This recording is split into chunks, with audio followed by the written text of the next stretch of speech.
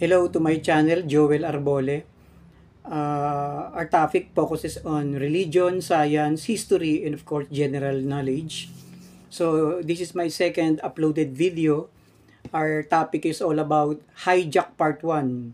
And the third video would be hijack part 2. What is that hijack part 1? They replaced the original name of God, the Father, into Lord or Baal.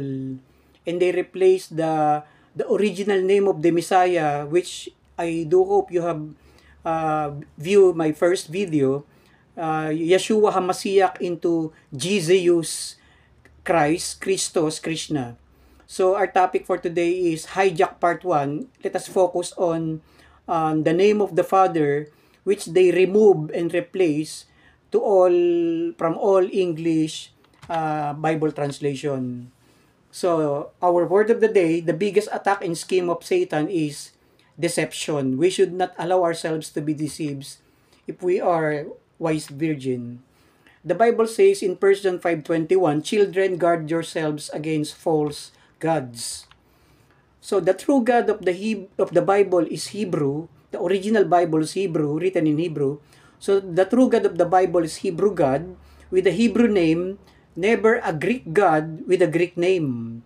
So, Exodus 3:15 says, "Moreover, God said to Moses, Thou shalt say to the children of Israel, The Lord, YHWH, God of your fathers, the God of Abraham, the God of Isaac, the God of Jacob, has sent me to you. This is my name forever, and this is my memorial name to all generation." And what is that? YHWH, in which they replace it into LORD, capital LORD. So the Hebrew God with the Hebrew name is the true God of Moses, never the Greek God of Rome.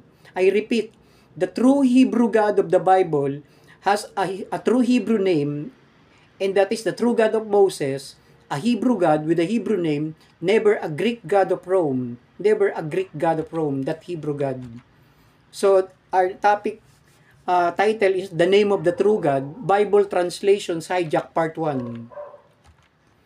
What is the meaning of hijack? Webster's dictionary says illegally seize aircraft, ship, or vehicle in transit and force it to go to the different destination or use it for one's own purpose. So illegally seize and they are forced to go into a different destination. That is the meaning of hijack. Bible translations was being hijacked. It was manipulated from the very beginning. It was translated into Greek. So when they translate the original Hebrew Bible,